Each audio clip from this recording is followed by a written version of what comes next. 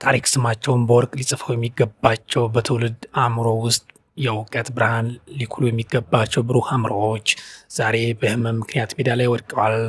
አንድ ምሁር መንገድ ላይ ሲወድቅ የጠፋው የአንድ ሰው ህይወት ብቻ አይደለም፣ በውስጡ የያዘው በሺዎች የሚቆጠሩ መጽሐፍት፣ የዓመታት ምርምርና የሀገር ተስፋ ጭምር ነው እንጂ ምሁር ጎዳና ላይ የወደቀው ብቻውን አይደለም። በእርሱ ጀርባ የተማሩት ተማሪዎች፣ ሊመራቸው የነበረው ትውልድና ሀገር ልታገኝ የነበረችው ጥቅም ጭምር በዚያ ጎዳና ላይ ወድቀዋል። ሰላም እንደምንሰነበታችሁ የሀገሪቱ ተከታታዮች፣ ዛሬ የምናወራው ስለ አንድ ግለሰብ መታመም ብቻ አይደለም። ይህ ስለ ሀገር እውቀት መቅሰም፣ ስለ አንድ የአካዳሚክ ጀግና ውድቀት እና ስለ ሰብአዊነታችን ፈተና ነው። ስለ ዶክተር አለካሳው አበበ። ዶክተር አለካሳው የጀመሩት ጉዞ እንደ ብዙ ኢትዮጵያውያን በትንሽ ህልም ነበር። በባህር ዳር ዩኒቨርሲቲ የመጀመሪያ ዲግሪያቸውን በትጋት አጠናቀቁ። ከዚያ ወደ አዲስ አበባ ዩኒቨርሲቲ ተጓዙ።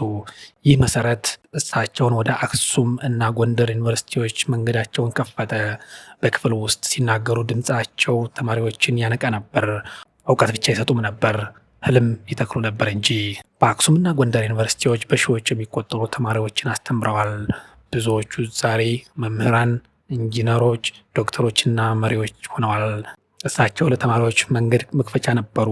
እጃቸው በጥቁር ሰሌዳ ላይ ሲያርፍ አእምሮ ይነቃ ነበር። ዶክተር አለ ህልማቸውን ከፍ አድርገው ወደ ደቡብ አፍሪካ ተጓዙ። የዩኤንሳ የፒኤችዲ ጥናታቸውን ጀመሩ። ይህ ጥናት ለኢትዮጵያ ትምህርት ትልቅ ብርሃን ነበር። ነገር ግን ዲግሪያቸውን ለመጨበጥ ጥቂት እርምጃዎች ሲቀሩ ድንገተኛ የጤና መታወክ ሁሉን ነገር ቀይሮ ጣለ። ህልሙ ቆመ፣ መንገዱ ጨለመ። ዛሬ ዶክተር አለካሳው በራያ አላማጣ ጎዳናዎች ላይ ይገኛሉ። አንድ ጊዜ በመድረክ የተከበሩ መምህር ዛሬ በመንገድ የተረሱ ሰው ሆነዋል። ጥቁር ሰሌዳ ላይ በእውቀት ይፈስ የነበረው እጃቸው ዛሬ ለምጽዋት ሲዘረጉ ማየት ለሁላችንም ከባድ ፈተና ነው። በዩኒቨርሲቲ ኮሪደሮች ውስጥ በክብር ይራመዱ የነበሩ እግራቸው ዛሬ ባላማጣ ሐሩርና ቅዝቃዜ ሲሰቃዩ ዝም ብለን የምናይ ከሆነ የተማርነው ትምህርት ትርጉሙ ምንድን ነው? የሰብአዊነት ከእውቀት በላይ ካልሆነ የዲግሪያችን ብዛት ምንድን ነው? አንድ ህንፃ ቢፈርስ በገንዘብ ሊሰራ ይችላል። አንድ ፋብሪካ ቢቃጠል በሌላ ሊተካ ይችላል። ነገር ግን አንድ እንደ ዶክተር አለ ያለ ለብዙ 10 ዓመታት የተኮተኮተ አእምሮ አንድ ቢጠፋ የሚተካው የለም። እውቀቱ አሁንም በውስጡ አለ።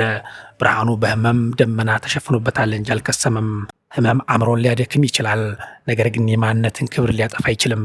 ዶክተር አለ ዛሬም ቢሆን ያው ታላቅ ምሁር ነው። ልዩነቱ ዛሬ እኛን እውቀት ሳይሆን ርህራሄ ያስተማረን መሆኑ ብቻ እንጂ።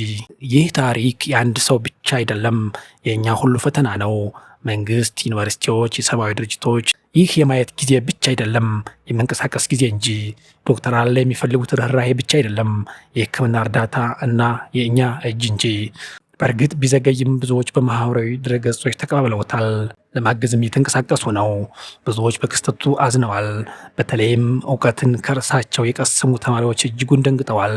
ቀልባችን ከሳበው አስተያየት መካከል አንድ ተማሪያቸው እንዲህ ብለው አስተያየት ሰጠዋል። እኔን ጎንደር ዩኒቨርሲቲ አስተምረውኛል። እጅግ በጣም ነው ያዘንኩት። ሲበዛ ደግና ሩህሩህ እና ቅን ሰው ነበሩ። እግዚአብሔር ምሕረቱን ይላክላቸው። እባካችሁ እድሉ ያላችሁ ሰዎች እንርዳው ሲሉ አስፍረዋል። ይህ ብርሃን ተመልሶ እንዲበራ ማድረግ የምንችለው እኛ ነን። የእርሱ መፈወስ ለራሱ ብቻ ሳይሆን ለሀገርም ኩራት ነው። እኛ ካልቆምን ማን ይቆማል? አሁን ካልረዳን መቼ? እያልን ፕሮግራማችን በዚህ እናጠናቅቃለን። ሄልፕ ዶክተር አለካሳው። ስታንድ ዊዝ ሂም።